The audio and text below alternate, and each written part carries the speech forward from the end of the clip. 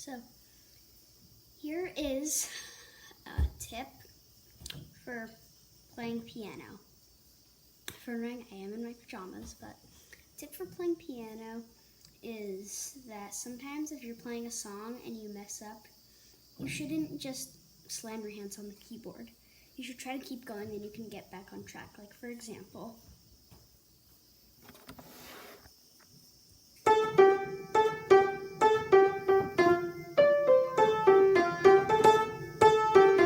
see, that's what some people do. Even I mess up on that sometimes because I'm still pretty young. But sometimes if you just try to just go back a little or just keep going, you'll get back on track. So for instance,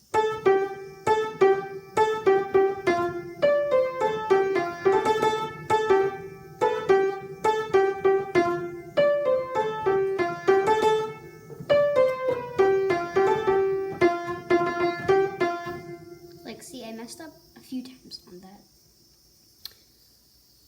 But like since you messed up a few times, I kept going or I just restarted. It's a really easy way. Also, bonus, how to annoy your sister. She literally just said, shh. Okay, bye.